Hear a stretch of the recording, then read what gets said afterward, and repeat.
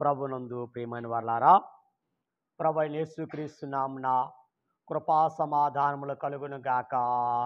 ఆమేన్. ప్రత్యేకమైన ఆరాధనలు ఏకీభవించిన వారలారా, ఈ ఆరాధనలో ఉన్న సకల భాగ్యములు ప్రభు మనకును మన అంతరంగములకు అనుగ్రహించును గాక. ఆమేన్. సరే, మంచిది. దేవుని యొక్క కృపను బట్టి సెప్టెంబర్ నెల మరి మనము స్త్రీల యొక్క ప్రత్యేకతల గురించి మనం నేర్చుకుంటున్నాం.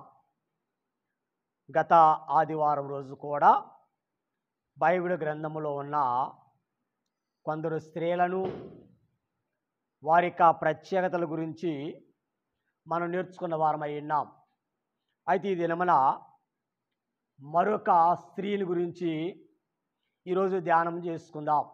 మన చదివిన వాక్య భాగములో నుండి ప్రకటన గ్రంథము 12వ అధ్యాయము 1వ వచనములో మనం చూసినట్లయితే ఇక్కడ ఒక స్త్రీ మనకి కనబడుతూ ఉన్నారు. ప్రకటన 12:1.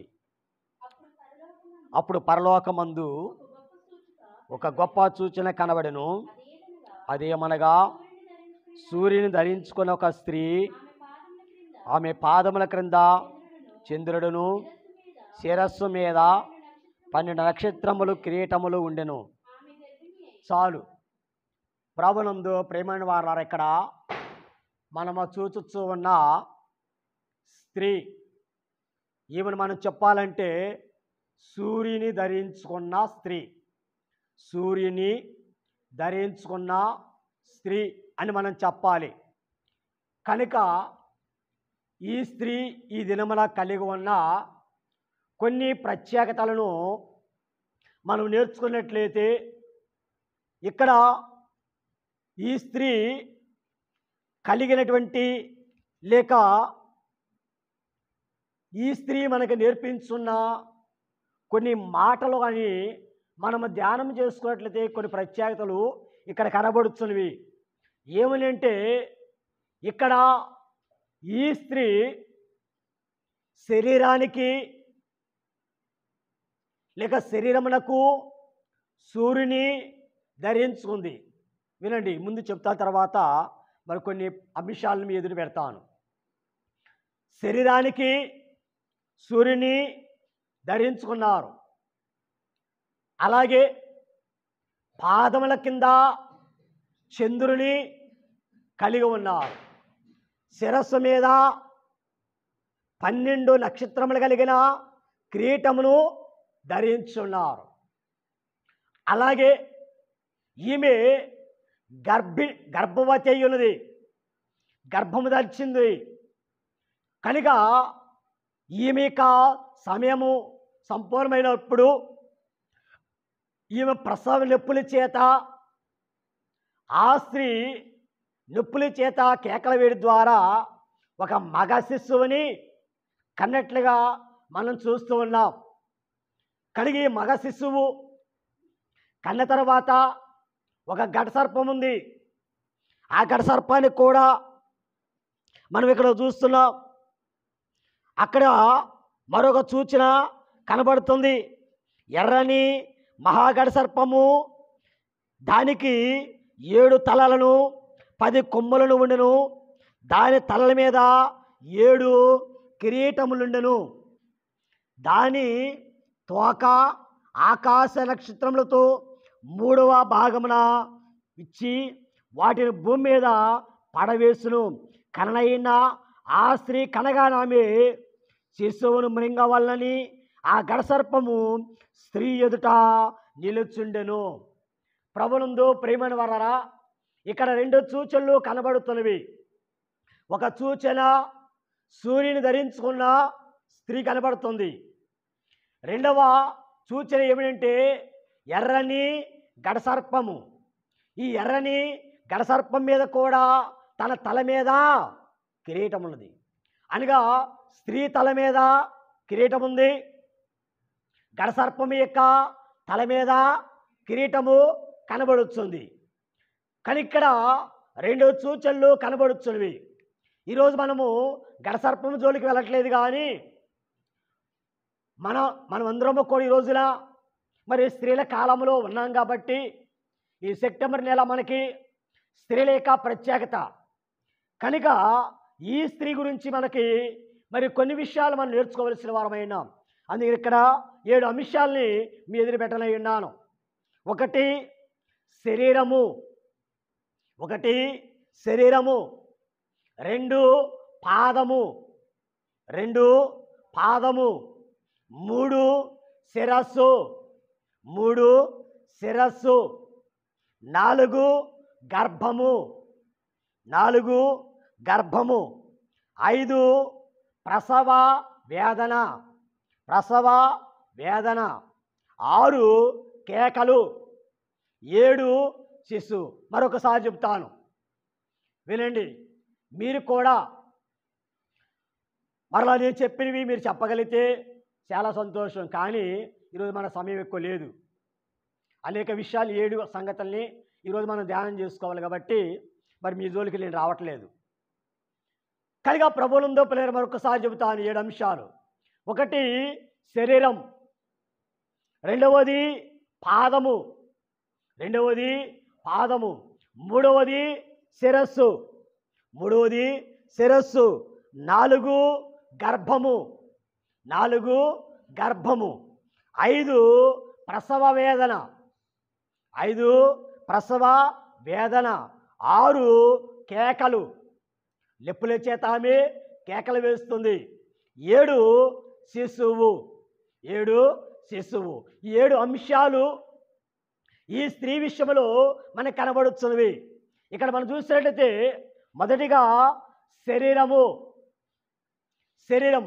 ఈమె శరీరములకు ఏమి ధరించుకున్నారు? శరీరానికి ఏమి ధరించుకున్నారు? సూర్యుని ధరించుకున్నారు. కనబడుతుంది కదా ఇక్కడ. అదేమనగా సూర్యుని ధరించుకున్న ఒక స్త్రీ కనబడుతుంది. అనగా శరీరానికి సూర్యుని ధరించుకుంది. ప్రభువులందు ప్రేమల అనగా సూర్యుని ధరించుకోవడం అనగా అర్థం ఏంటంటే కీర్తన గ్రంథము 8వ అధ్యాయము 1వ వచనం మనం చూసినట్లయితే అక్కడ ఒక విషయము మనకి కనబడుతుంది. కీర్తన గ్రంథము 8వ అధ్యాయము 1వ వచనము చూడగలరా?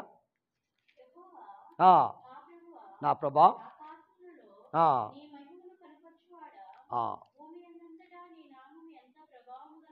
భూమి అన్నంతటా నీ నామం ఎంత ప్రభావం కలిగినది. చాలు. కనుక దేవుని యొక్క ప్రభావము ఎలాంటిది అయ్యున్నది. అందుకని ఈ స్త్రీ ఎవరిని ధరించుకుంది? సూర్యుని ధరించుకుంది. సూర్యుని ధరించుకోవడం అనగా సూర్యుని ధరించుకోవడం అంటే ఏమిటంటే నీతిశుడైన ప్రభువుని కలిగి ఉండుట. అర్థమైందా? సూర్యుని ధరించుకోవడం అనగా నీతిశూరుడైన యేసు ప్రభువారిని ధరించుకోవడం. యేసు ప్రభువారి ధరించుకోవడం అనగా ఆయన ప్రభావమును ధరించుకోవడం, ఆయన యొక్క ప్రభావమును ధరించుకుంట. కనుక శరీరమునకు ఏం ధరించుకున్నారంటే ఆయన యొక్క అనగా శరీరానికి క్రీస్తు ప్రభువారిని ఆమె ధరించుకుంది. క్రీస్తు ప్రభువారిని ధరించుకుంది అనగా నీతిశూరుడైన క్రీస్తు ప్రభువారిని ధరించుకునుట. అందుకని క్రీస్తు ప్రభువారిని ధరించుకోవడం అంటే ఏమిటి అని మనం చూసినట్లయితే ఇక్కడ ఒకటి క్రీస్తు యొక్క స్వరూపమును ధరించుకోవటం. ఆది కాండములో ఏం కనబడుతుంది? 1వ అధ్యాయములో మనకి ఏం కనబడుతుందంటే మనుష్యుని పోలిక పుట్టి అది మనం చూస్తున్నాం కదా 1వ అధ్యాయము 26, 27 వచనాల్లో. కనుక అక్కడ దేవుని యొక్క స్వరూపము కనబడుతుంది. దేవుని యొక్క స్వరూపం. ఆ దేవుని యొక్క స్వరూపాన్ని ఎవరికి అద్దారు? మానవునికి అద్దారు. ఎవరికి అద్దారండి? మానవునికి అద్దొచ్చు ఉన్నారు. అందుకని మరి దేవుడు తన స్వరూపమే ఈ మానవుడై ఉన్నాడు. అందుకే ఈ రోజున క్రీస్తు యొక్క స్వరూపాన్ని ధరించుకున్న ఈ స్త్రీ సూర్యుని ధరించుకుందన్నారు. ఒకటి క్రీస్తు యొక్క స్వరూపమును ధరించుట, రెండవది క్రీస్తు యొక్క స్వభావమును. అపోస్తలుడైన పౌలు గారు ఏమంటున్నారంటే, నేను క్రీస్తుని పోలి నడుచుకుంటున్నానన్నారు. నేను క్రీస్తుని పోలి అనగా క్రీస్తు యొక్క స్వభావము, క్రీస్తు యొక్క స్వరూపము, క్రీస్తు ప్రభువారి యొక్క స్వభావము. మూడోది చూస్తే క్రీస్తు యొక్క సులక్షణములు, అంటే క్రీస్తు యొక్క లక్షణములు. వెలుగు వీడియో కనుక వెలుగు అనగా అర్థం ఏంటంటే దేవుని యొక్క దివ్య లక్షణములు, దేవుని యొక్క దివ్య లక్షణములన్నీ కలిసి దేవుని వెలుగై ఉన్నది. అలాగే రోజున మరి ఇక సంఘము ఏం ధరించుకుంది అని అంటే క్రీస్తుని ప్రభువుని ధరించుకుంది. క్రీస్తు ప్రభువుని ధరించుకోవడం అంటే ఏంటంటే క్రీస్తు యొక్క స్వరూపము, క్రీస్తు యొక్క స్వభావము, క్రీస్తు యొక్క సులక్షణములు. ఈరోజు సంఘానికి కూడా ఏం కావాలి అనంటే క్రీస్తు యొక్క స్వరూపములో మార్చబడాల. మనం కూడా ఏం ధరించుకోవాలి? క్రీస్తుని ధరించుకోవడం క్రీస్తు యొక్క స్వరూపం అనగా ఆయన రూపాన్ని మనం ధరించుకో. అందుకని మనం పాడుకుంటాం, ప్రభు యేసు రూపే సంగ వధువు ధరించేనామే విభావామే మంచు నేను వివరింపగలను విభావామే వివరింపగలను షారోను మైదానముతో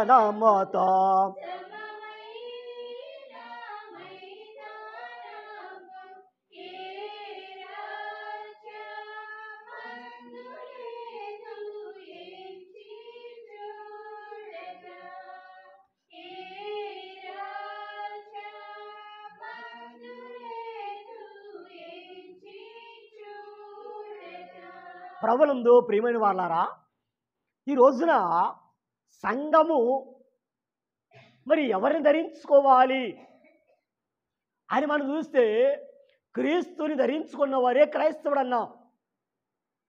క్రీస్తుని ధరించుకున్న వారే క్రైస్తవుడు.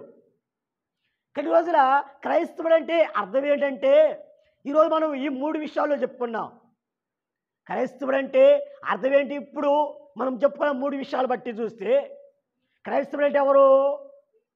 క్రీస్తు యొక్క స్వరూపమును ధరించుకున్నవాడు, ఇంకా క్రీస్తు యొక్క స్వభావమును ధరించుకున్నవాడు, ఇంకా క్రీస్తు యొక్క లక్షణాలను ధరించుకున్నవాడే క్రైస్తవుడు. ఈ రోజున మనమందరం కూడా మనమందరం ఎవరమండి? క్రైస్తవులమా అన్యులమా? మనందరం ఎవరమండి? క్రైస్తవులమా అన్యులమా? క్రైస్తవులం కాబట్టి మనకు కూడా ఏం కావాలి? ఈ మూడు అనుభవాలు కావాలి. ఈ మూడు అనుభవాలు కూడా కావాలి. అది రోజున నేను చూసిన వారు ఏమనాలి? నీవు అచ్చము క్రీస్తువలే కనబడుతున్నావు అని చెప్పాలి. ఎలా కనబడాలండి? మనము క్రీస్తువలే కనబడాలి. ఒకసారి స్టెఫెన్ గారిని కొడతా ఉన్నారు, రాళ్ళతో కొడుతున్నారు, చంపేస్తున్నారు. అప్పుడు ఆ స్టెఫెన్ యొక్క ముఖమే ప్రకాశించింది. తెలుసు కదా, స్టెఫెన్ యొక్క ముఖము ప్రకాశించింది. ఆ ప్రకాశిస్తున్నప్పుడు ఆయన ముఖములోనంట క్రీస్తు స్వరూపము ఆ వారికి కనబడిందంట. ఏం కనబడిందండి? క్రీస్తు స్వరూపము ఆ స్టెఫెన్లో నుండి బయటకు వచ్చింది. కనుక ఆయనలో స్వభావం, క్రీస్తు స్వభావం కూడా బయటకు వచ్చింది. అప్పుడు స్టెఫెన్ గారు ఏమన్నారు? తండ్రి, ఈ నేరము వారి మీద క్రీస్తుక లక్షణం వచ్చిందా లేదా? కొడుతున్నప్పుడు, చంపుతున్నప్పుడు ఆయన చనిపోతున్నాడు. ఆ చనిపోతున్న కాలములో పలికిన మాటలైన ఆయనలో నుండి వెలుగు ప్రకాశించింది. ఆయన నోట్లో నుండి ఏ మాటలు వచ్చినాయి? యేసుప్రభువారు శిలువ మీద ఏమని పలికారు? తండ్రి, వీరేమి చేయుచున్నారో వీరు ఎరుగురు గనుక వీరిని క్షమించమన్నారు. కానీ ఇక్కడ మరి స్టెఫెను కూడా ఏమని పలికారు? తండ్రి, ఈ నేరం వారి మీద మోపవద్దు, వారిని క్షమించమని అడిగారు. ఈ రోజున క్రైస్తవులు అనబడేటువంటి మరి నీలో నాలో కూడా ఏ లక్షణాలు కనబడాలా? అందుకని పరమగీతము 5వ అధ్యాయము 10వ వచనము 11వ వచనములు మనం చూస్తే అక్కడ సంఘము మాట్లాడుతున్న మాటలు మనం చూసినట్టయితే పరమగీత గ్రంథము 5వ అధ్యాయము 10, 11 వచనాలు. నా ప్రియుడు ధవళవర్ణుడు రత్నవర్ణుడు 10,000 మంది పురుషుల్లో గుర్తింపవచ్చును. అవును. కానీ ఇలా మనం చూస్తే ఇవన్నీ కూడా మనం చూడొచ్చు. ఆమె క్రీస్తు ప్రభువారిని వర్ణిస్తుంది. అనగా మరి అక్కడ ఉన్న వారే అడిగారు, నీ ప్రియుని విశేషమేమని అడిగారు. నీ ప్రియుని విశేషమేమంటే ఆమె చూచింది, ఆమె ధరించుకుంది, ఆమె చెప్పారు. ఏమండి, ఈ రోజున మిమ్మల్ని ఒక ప్రశ్న వేశానండి. మీరు ఏ కలర్ వస్త్రాలు వేసుకొచ్చారు అని అంటే మీరేం చెప్తారు? మీరు ఏ కలరు షర్ట్ వేసుకొచ్చారని వారిని అడిగితే వారు ఏమంటారు? వారు అంత బ్లూ ఉన్నారంటండి. కానీ తెల్ల చొక్కాలు వేసుకొచ్చామని చెబుతారా? చెప్తారండి? మాట్లాడేటండి? చెప్పరు. ఎందుకని? మీరు ఏ కలర్ షర్ట్ వేసుకున్నారో ఆ కలర్ చెబుతారు. ఎందుకని? మీ శరీరం ఉంది కాబట్టి. అలాగే ఇప్పుడు సంగమ కూడా క్రీస్తు ప్రభువారిని ఆమె ధరించుకుంది. ఎలా ధరించుకుంది? మరి ఆయన ఏ స్థితి కలిగి ఉన్నారో అవన్నీ కూడా ఈమె వివరిస్తుంది. అందుకని 6వ అధ్యాయము పరమగీత గ్రంథంలోని 6వ అధ్యాయము 10, 11 వచనంలో కూడా ఏమి రాయబడుతుంది? చూడండి, ఇంకో మాట చదువుకుని ముందుకు వెళ్ళిపోదాం.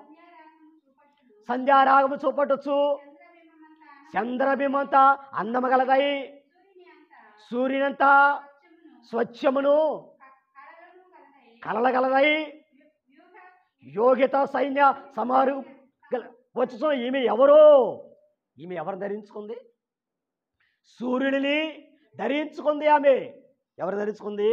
సూర్యుని ధరించుకుంది. అనగా తన శరీరం అంతా కూడా క్రీస్తు వారు ధరించుకుంది. కానీ కొన్ని మాటల్లో కూడా ఇక్కడ ఏం చెప్పబడుతుందంటే అతడు నావాడు, నేను అతను దానని చెప్పబడుతుంది. కానీ ఈ రోజున నీవేం చెప్పగలవు? ప్రభువుని చూచి నువ్వేం చెప్పగలవు? ఆయన చూచి నువ్వు ఆయన ధరించుకుంటే ఆయన గురించి నువ్వు చెప్పగలవు. నువ్వు ధరించకపోతే నువ్వు చెప్పలేవు. అందుకని ఈరోజు మనం చూస్తే శరీరములకు ఆమె ఏమి ధరించుకుందంటే సూర్యుని ధరించుకుంది. అనగా క్రీస్తు ప్రభువారిని ధరించుకుంది. కనుక మనము కూడా ఈరోజు ఎవరు ధరించుకోవాలి? సూర్యుని ధరించుకోవలసిన వారమైనాం. రెండవది మనం చూస్తే పాదములు. పాదములకి ఈమె ఏం ధరించుకుంది అని చూస్తే చంద్రుని పాదముల కింద ఉంచబడింది. అనగా అర్థం ఏంటంటే చంద్రుని పాదముల కింద ఎందుకు ఉంచబడిందంటే సంపూర్ణంగా సాతానును ఈ లోకములో చితకదొక్కి లోకమును దాని ఆకర్షణలు సంపూర్ణంగా జయించుట. మీకు అర్థం కాలేదు? అర్థమైందండి? ఇంకో మాట చెబుతా. ఈ లోకములో ఉన్న సాతానుని లేక లోకములో దానిని చితకదొక్కేసేసి మన పాదముల కింద పెట్టడం, అనగా వాటన్నిటిని లోకమును దాని ఆశలు అన్నిటి కూడా జయించినవి పాదముల కింద పెట్టడం. కనుక ఈమె ఏం చేస్తుంది? ఈమె శరీరమునకు సూర్యుని ధరించుకుంది. పాదముల కింద ఏముంది? చంద్రుడు. చంద్రుడు అనగా ఒక మాట చదువుకుందాం. రోమాపత్రిక 16వ అధ్యాయము 20వ వచనము. రోమాపత్రిక 16వ అధ్యాయము 20వ వచనము. రోమ 16:20. దేవుడు సాతానును కనుక దేవుడు శిలువ మీద ఏం చేశారు? సాతానును వాడిని చితకద్రొక్కేసి ఆయన పాదముల కింద పెట్టాడు. ఆయన ఈరోజు మనతో ఏమంటున్నాడు? సమాధానకర్తగా దేవుడు సాతానును మీ పాదముల కింద చితకద్రొక్కించు అని. ఇప్పుడు సంఘం యొక్క పాదాల కింద ఎవరు పెడుతున్నారు? సాతానుని. అలాగే లోకంలో ఉన్న వాటిని మన పాదముల కింద పెడుతున్నారు. అలాగే మనము కూడా సంఘం పాదాల కింద ఎవరుండాలి? లోకము, సాతాను, పాపము, శాపములు ఇవన్నీ కూడా ఎక్కడుండాలి? మన పాదాల కింద. కానీ ఈ రోజున వాటిని చూసి మనము జయించలేకపోతున్నాం. ప్రభువునందు ప్రియులారా, అందుకని ఈరోజు సంఘము వేటిని జయించి పాదాల కింద పెట్టిందో ఈరోజు మనం చూసేడితే కొన్ని మాటలు ఇక్కడ మనకు కనబడుతున్నాయి. ఒకటి, శరీరమును జయించింది. శరీరము. 2, లోకము. 3, సైతాను. 4, పాపము. 5, పాప ఫలితము. 6, ఏడస్సు. 7, నరకం. వీటిని జయించి తన పాదముల కింద పెట్టింది. మరొకసారి చెప్తాను. 1, శరీరమును. 2, లోకము. 3, సైతాను. 4, పాపము. 5, పాప ఫలితము. 6, హేడస్సు. 7, నరకము. వీటన్నిటినీ జయించిన జయమే ఈ చంద్రుని పాదముల కింద పెట్టడం.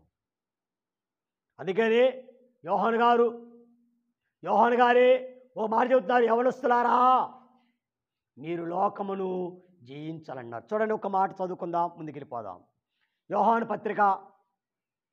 రాసిన మొదటి పత్రిక 2వ అధ్యాయము 15వ వచనం నుండి 17వ వచనం వరకు మనం చూస్తున్నాం.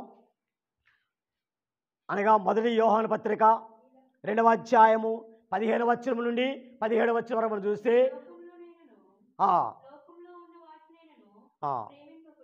అవును ఉండదు.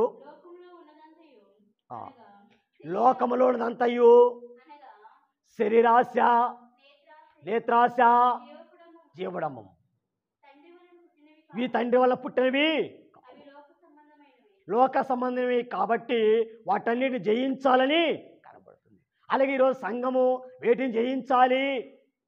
వీటిని జయించి మన పాదాల కింద పెట్టుకోవాలి. సంఘము పాదాల కింద ఏమున్నది? చంద్రుడు ఉన్నాడు. అనగా మరి సమస్తము కూడా లోకమును, అందులో సమస్తము కూడా జయించి ఆమె పాదాల కింద పెట్టుకొని చూస్తున్నాం. అందుకని యేసు ప్రభువారు కూడా పేతురు గారితో చెప్పారు, మీరు భూమి మీద వేటిని బంధిస్తారు, పరలోకం మీద వాటిని బంధిస్తారని. అందుకని ఈరోజు మనము కూడా సంఘం ఏం చేయాలి? 1, క్రీస్తుని ధరించుకోవాలి. 2వది మరి సాతాన్ని, లోకమును, పాపములు అన్నీ కూడా మన పాదముల కింద చితకదొక్కేసేయాలి. పాదముల కింద చితకదొక్కాలి. 3వది మనం చూస్తే శిరస్సు. 3వది శిరస్సు. ఈ శిరస్సు మీద కిరీటం ఉన్నది. ఈ కిరీటముకి మరి 12 నక్షత్రములు కలిగిన కిరీటం ఇది. ఎన్ని నక్షత్రాలండి? 12 నక్షత్రములు కలిగిన కిరీటం. ఈ 12 నక్షత్రాలకి కొన్ని ప్రత్యేకతలు మనం చూడగలము. అది ఏమిటంటే కొద్దిగా మీకు అర్థం కావు, కానీ అర్థమైనా అర్థం కాకపోయినా శిరస్సు మీద కిరీటం ఉంది. ఈ కిరీటానికి 12 నక్షత్రాలు ఉన్నాయి. ఎందుకు ఈమె శిరస్సు మీద 12 కిరీటాలు ఉన్నాయంటే దైవజ్ఞులు దేవదాసి గారు ఒక మాట చెప్పారు. పాత నిబంధన గుంపు, క్రొత్త నిబంధన గుంపు, ఈ రెండు గుంపులతో తయారైన గుంపే ఈ 12 నక్షత్రములు అన్నారు. అంటే తల మీద ఏమన్నది అంటే పాత నిబంధన, క్రొత్త నిబంధన. పాత నిబంధనలో తయారైన సంఘము, క్రొత్త నిబంధనలో తయారైన సంఘము. ఈ రెండు సంఘముల యొక్క కలియకే ఏక కిరీటము. అని ఈ రోజున సంఘానికి కూడా ఏం కావాలి? పాత నిబంధన, క్రొత్త నిబంధన రెండు కూడా సంఘానికి ఒక కిరీటం వంటివి, ఒక కిరీటం వంటివి. అందుకని ప్రభువునందు ప్రియులారా, ఈ నక్షత్రములున్న ఈ కిరీటము ఈ స్త్రీకి కలిగిన ఈ రెండు గుంపుల వారికి ముంగుర్తుగా మనకు కనబడుతుంది. అనగా మనం చూడాలంటే పాత నిబంధన కాలంలో ఉన్న, మీకు అర్థం కావడం ఒక మాట చెప్తా, అర్థం కావటానికి. ఏమిటంటే యేసుప్రభువు వారు జన్మించారు. యేసుప్రభువు వారు పుట్టిన కాలంలో మరియమ్మ, యోసేపులు వీరు క్రొత్త నిబంధనకు ముంగుర్తుగా ఉన్నారు. అర్థం కావటానికి చెప్తున్నా అక్కడ. అలాగనే దేవాలయంలో పాత నిబంధనకి గుర్తుగా ఉన్నారు ఇద్దరు ప్రవక్తలైన వారు, ప్రవక్తి లేని వారు వచ్చారు. ఎవరు వచ్చారు అక్కడ దేవాలయంలో? ఎవరున్నారు? అన్నా సుమియోను. అన్నా సుమియోను అయిన వారు దేవాలయం. వీరు పాత నిబంధనకు గుర్తుగా ఉన్నారు. పాత నిబంధనకు గుర్తుగా, క్రొత్త నిబంధనకు గుర్తుగా ఎవరున్నారంటే మరియమ్మ, యోసేపులు. మరియమ్మ, యోసేపులైన వారు వారి క్రొత్త నిబంధన కాలం మంది ఉన్నారు. కనుక ఈ క్రొత్త నిబంధనని, ఈ పాత నిబంధనని ఏకము చేసింది ఎవరంటే యేసుప్రభువు వారు. ఈ ఇద్దరిని ఏకం చేసింది ఎవరంటే యేసుప్రభువు వారు. కానీ ఈ రోజున యేసుప్రభువు వారు జన్మించడం ద్వారా దేవాలయానికి వచ్చారు. యేసుప్రభువు జన్మించడం ద్వారా దేవాలయానికి వచ్చిన ద్వారా ఇప్పుడు పాత నిబంధన కాలంలో ఉన్న వారిని, క్రొత్త నిబంధన కాలంలో ఉన్న వారిని ఇద్దరు కూడా ఏకం చేశారు. అంటే అర్థం ఏంటంటే ఇక్కడ దైవజ్ఞులు ఎవరు చెప్పిన మాట ఏంటంటే ఈ 12 పాత నిబంధన కాలంలో 12 గోత్రాల వారు ఉన్నారు, క్రొత్త నిబంధన కాలంలో 12 గోత్రాల వారు. కానీ ఇక్కడ ఆ 12 చూస్తే 24 ఉండాలి. కొన్ని చోట్ల 24 పెద్దలని రాయబడింది. కానీ ఇక్కడ 24 కిరీటాలు లేవు. ఎన్నున్నాయి? 12 కిరీటాలు ధరించుకుంది. 12 అనగా ఇక్కడ ఎందుకు 12 పెట్టారంటే పాత నిబంధన కాలంలో ఉన్నవారు, క్రొత్త నిబంధన కాలంలో వారు ఇద్దరు కూడా సమానమైన స్థితిని కలిగిస్తున్నారు. అందుకని ఒక వాక్యం చదవాలంటే అపోస్తల కార్యములు 10వ అధ్యాయంలో మనం చూస్తే 35, 36 వచనంలో మనం చూస్తున్నట్టయితే అపోస్తల కార్యములు 10వ అధ్యాయము 35, 36 వచనంలో మనం చూసినట్టు అక్కడ ఒక వాక్యం కనబడుతుంది. ఏ భేదం లేదు.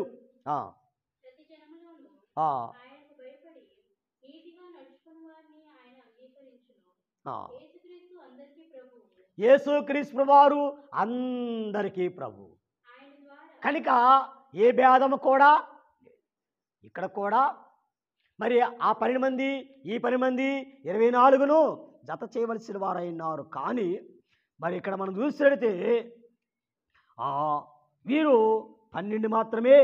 యూదులు, అన్యులు కూడా ఉన్నారు. యూదులు, అన్యులు ఇద్దరు కలిసి ఉన్నారు. భేదం ఏమీ లేదని తెలియచేటికి ఇక్కడ ఆమె తలపైన కిరీటమును ధరించింది. ఏ భేదం కూడా లేదు, కులమత భేదం. అందుకని మన యొక్క సిద్ధాంతంలో ఒక సిద్ధాంతం ఉంది. ఏంటది? ఏ మతమని కానీ ఏ మనిషిని కానీ దూషించకూడదు, దూషించకూడదు. తెలియని విషయాలు దేవుని అడిగి తెలుసుకోవాలని. సరే, మంచిది. ఇంకా ముందుకు మనం వెళ్ళినట్టయితే తర్వాత మనం చూస్తున్న గర్భము. ఈ స్త్రీ ఏం ధరించింది? గర్భం ధరించింది. గర్భం ధరించడం అనగా అర్థం ఏంటంటే ఇక్కడ దైవజనులు దేవదాసి గారు మాట చెప్పారు. అభివృద్ధి చెందిన క్రైస్తవ సంఘమే ఈ గర్భము ధరించుట అన్నారు. అనగా వృద్ధి. ఇంతకుముందు భార్య భర్తగా ఉన్నారకండి. మరి భార్యాభర్తగా ఉన్నవారు వారిలో వృద్ధి కావాలంటే ఏం కావాలి? ఒక బిడ్డను కనాలి. బిడ్డను కనాలంటే గర్భం ధరించాలి, గర్భము ధరించాలి. ఈ గర్భం ధరించడం అనగా వృద్ధి డెవలప్మెంట్. కనుక ప్రభువులందు పిల్లరా, ఈరోజు సంఘానికి ఏం కావాలి? వృద్ధి అనేది కావాలి. అందే దైవ గ్రంథములో చాలా విషయాలు కూడా మనకు కనబడుతుంది. సంఘము ఎప్పుడు వృద్ధి అవుతుంది? ఇక్కడ కొన్ని మాటలు మీరు చెబుతాను. సంఘము వృద్ధి కావాలి. మీ అందరికీ తెలిసిన మాట, ఒక మాట చెప్పు. అదేంటే, ఒక స్త్రీ గర్భం ధరించింది. మరి మీ మాటలు చెప్పాలంటే ఒక నెల గడిచిపోయిందని ఇది చెప్తారు కదా. అలాగిన అయ్యింది, 3 నెలలు కన్ఫర్మ్ అయిపోయింది, 3 months అన్నారు. అప్పటి నుండి మరి 9 మాసాల వరకు కూడా ఆ శిశువు గర్భములో ఉండాలి. గర్భములో ఉండాలంటే ఇప్పుడు ఆ శిశువు ఎదగటానికి మనం ఏం చేస్తాం? ప్రారంభ కాలంలో డాక్టర్ దగ్గరికి వెళ్తాం. లేకపోతే ఇందు ముందు కాలంలో డాక్టర్లు లేరులేండి. ఇందు ముందు కాలంలో పెద్దలైన వారికి ఎప్పుడైతే గర్భము ఆరంభమైందో అప్పటి నుండి వారికి కొన్ని జాగ్రత్తలు నేర్పిస్తారు. వారిక తినే పద్ధతులు నేర్పిస్తారు. ఏం తినాలి, ఎలా తినాలి, ఏం తింటే బిడ్డ బాగా పుడతాడు, ఎలా బలంగా ఉంటాడు. కనుక గర్భములో శిశువు పెరగాలంటే, అమ్మా మీ పిల్లలకి ఏం పెట్టావు? మంచి మరి హ్యాపీల పండ్లు పెట్టావా? సరేలే అమ్మ, అప్పటి కాలంలో ఏం పెట్టాము. కనుక శరీరానికి బిడ్డ బాగా ఎదగాలంటే గర్భంలో ఉన్న బిడ్డకు కూడా మనకి ఏం కావాలి? బలమైన ఆహారం, వృద్ధి కావాలంటే.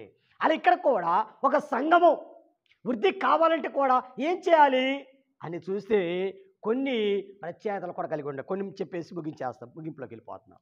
ఒకటి, బోధ కావాలి. బోధ అనగా సువార్త, వాక్యం కావాలి, బోధ ద్వారా. 2, ప్రార్థన. 2 ప్రార్థన. 1 బోధ, 2 ప్రార్థన, 3 ఒప్పుదల అనగా పాపము లేక ఒప్పుదల, 4 విశ్వాసము, నమ్మిక, 4 విశ్వాసము, 5 సాక్ష్యము, మంచి సాక్ష్యము కావాలి, 6 సేవ, పరిచర్య కావాలి, 7 శారీరక బాప్తిసం, నీళ్ళ బాప్తిసం, తర్వాత పరిశుద్ధాత్మ బాప్తిసం, తర్వాత సంస్కార భోజనం, ప్రభు సంస్కార భోజనం, తర్వాత ప్రభు దర్శనము, ఆ తర్వాత దేవుని స్తుతి. కనుక మరలా చెబుతాను, ఏం కావాలి? గర్భములో శిశువు ఎదగాలంటే ఒకటి బోధ కావాలి, బోధ అనగా వాక్యము, తర్వాత ప్రార్థన, 3 ఒప్పుదల, పాపక్షమాపణ, తర్వాత విశ్వాసము, సాక్ష్యము, సేవ, బాప్తిసములు 2 బాప్తిసాలు, 1 నీటి బాప్తిసము, 2 ఆత్మ బాప్తిసం, తర్వాత సంస్కార భోజనం, తర్వాత ప్రభు దర్శనము, తర్వాత స్తుతి. ఇవన్నీ ఉన్నప్పుడు మరి మనక గర్భములోని శిశువు కూడా ఏమవుతుంది? ఎదుగుతుంది. కనుక గర్భము ఇంకెక్కువ చెప్పట్లా. చివరిగా మనం చూసినట్టు ఇంకా ప్రసవ వేదన. రోమాపత్రిక 8వ అధ్యాయము 28వ వచనంలో మనం చూసినట్టే ఈ ప్రసవ వేదన అనగా సంఘానికి ప్రసవ వేదన ఎందుకు కలుగుతుందంటే శ్రమలు వేదనలకు గుర్తు. ఈ మరి ప్రసవ వేదన దేనికి గుర్తు అంటే శ్రమలు వేదనకు. అనగా సంఘం ఎప్పుడైతే క్రీస్తుని ధరించుకుంటుందో సంఘానికి శ్రమలు విస్తరిస్తూ ఉంటాయి, శ్రమలు ఎక్కువ అవుతూ ఉంటాయి. ఆ శ్రమలలో సంఘం ఏం చేస్తుందంట? అందుకని ఈమె ఎవరు, ఏ స్థితి కలిగినది అని చూస్తే సంఘము మరి ప్రసవ వేదన కలిగి ఉంది. అందుకని సంఘానికి ఏం కావాలి? ప్రసవ వేదన కూడా అవసరమైనది. చాలా విషయాలు కూడా ఉన్నవి. యెషయా గ్రంథము ఈ ప్రసవ వేదనకి 66వ అధ్యాయము 7-8 వచనాలు, మరి చదవద్దులేండి, ఇప్పుడు ఇక టైం అయిపోయింది, ముగించేస్తాను. రెండవది తర్వాత ఇర్మియా గ్రంథము 4వ అధ్యాయము 31వ వచనము, అలాగనే తెస్సలోనికి రాసిన మొదటి పత్రిక 5వ అధ్యాయం 3వ వచనము, తర్వాత ప్రసంగి 12:2. ఈ ప్రసవేదన గురించి ఈ వాక్యాలు మనకి కనబడతా ఉంటుంది. కనుక ప్రభువునందు పిల్లరా, ఇంతకీ మరి ఈ స్త్రీ ఎవరు, ఎలాంటిది అని మనం చూస్తుంటే, ఈ స్త్రీ ఎవరు అని చూస్తే క్రైస్తవ సంఘములో ఉన్న సార్వత్రిక క్రైస్తవ సంఘానికి గుర్తుగా ఉంది. అందుకని ఈ స్త్రీకి 3 పేర్లు పెట్టారు. ఒకటి నామక విశ్వాసి, నామక విశ్వాసి. 2 సామాన్య విశ్వాసి. 3 గొప్ప విశ్వాసి. 3 గొప్ప విశ్వాసి. ప్రభువునందు ప్రియమైన వాళ్ళరా, కనుక ఈమె ప్రసవ వేదన చేత కేకలు, తర్వాత కేకలు అనేది చూస్తే ఆ నిప్పుల చేత అవి ఏం చేస్తుంది, కేకలు అనగా రోదన లేక ప్రార్థన. ప్రసవ వేదన ప్రార్థన నేర్పుము తండ్రి, నిస్మైన విజ్ఞాపన ప్రార్థన. సంఘానికి ఎప్పుడైతే శ్రమలు విస్తరిస్తుంటాయో, శ్రమలు అధికమవుతూ ఉంటాయో, అప్పుడు సంఘం ఏం చేయాలి, ప్రార్థన, బహుగా ప్రార్థన చేసి బలమును సంపాదించుకొని మహిళ కీడును ప్రార్థన స్తుతుల ద్వారా మరి జయించవలసిన వారమై ఉన్నాం. చివరగా మనం చూస్తే శిశువు,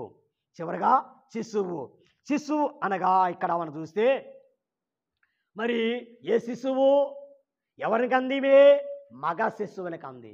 ఎవరికి అందండి, మగ శిశువు. ఈ మగ శిశువును కూడా ఏం తెలియజేస్తుందంటే, ఇనుప దండముతో ఏలనైనా మగ శిశువు, ఇనుప దండముతో ఎలా మగ శిశువు. ఈ మగ శిశువు ఎవరంటే రేపు రాకడికి ఎత్తబడి వధువ సంఘము, పెళ్లి కుమార్తె సంఘమునకు గుర్తుగా ఉంది. అది ఇక్కడ మనం దైవజనులు లేని వారు మాట చెప్పారు. మరి సంఘమునకు అలంకారముగా స్త్రీ ఉంది, ఎత్తబడిన వధువ సంఘమునకు శిశువు ముంగుర్తుగా ఉన్నారు. అనగా సంఘానికి అలంకరముగా ఉన్న మరి స్త్రీ ఆ యొక్క సూర్యుని ధరించుకున్న స్త్రీ అయితే, అలాగే ఎత్తబడిన సంఘానికి ముంగుర్తుగా ఉంది వధువ సంఘమైన ఈ మగ శిశువు. మరి చాలా విషయాలు ఉన్నాయి, కానీ మనం ఎక్కువ నేర్చుకోవట్లేదు, ముగించేసుకుంటున్నాం. ప్రభువునందు పిల్లరా, ఈ మగ శిశువును కంది ఆమె. మగ శిశువు అనగా వధువ సంఘము, అనగా పైకి ఎక్కి వెళ్ళిన సంఘము. అలాగే ఈ రోజున మరి సంఘములో ఉన్న మనమందరము కూడా ఈ సూర్యుని ధరించుకున్న స్త్రీ వలె ఉన్నట్లయితే రేపు మనము కూడా మరి మేఘమెక్కి వెళ్ళగలము. అటువంటి భాగ్యం ధనిత ప్రభు మనందరికి అనుగ్రహించును గాక. ఆమేన్. మహాపరిశుద్ధుని దేవానికి స్తోత్రములు నాయన. ఇచ్చిన కొద్ది మాటలు దీవించండి, ఆశ్రయించండి. వాక్యానుసారం నడవల భాగ్యం దయచండి. నిజమే, మేము కూడా ఈ రోజున సూర్యుని ధరించుకోవాలి, చంద్రుని మా పాదాల కింద పెట్టుకోవాలి. అలాగే నా తండ్రి, నక్షత్రములు కలిగిన కిరీటాన్ని మా తల మీద పెట్టుకొని ప్రభయ్య మేము గర్భం ధరించి వేదనతో నా తండ్రి వధువ సంఘమును కలుచు నా ప్రభయ్య. ఇదిగో నా తండ్రి, ఈ రీతిగా నా తండ్రి మేము సిద్ధపడుచు సంఘానికి కూడా రాకడ సిద్ధము చేయగల భాగ్యం ధనిత అనుగ్రహించి మహిమ పొందమని మేమందరము కూడా నిన్ను ధరించుకొని ప్రభయ్య నీ రాకడికి ఎత్తబడే సంఘముగా ఆయతపరిచి నడిపించమని త్వరగా వచ్చిన యేసునామమున ప్రార్థన ఆలకించి పెడుకుంటున్నాము తండ్రి. ఆమేన్. అందరికీ మరణాత. సరే.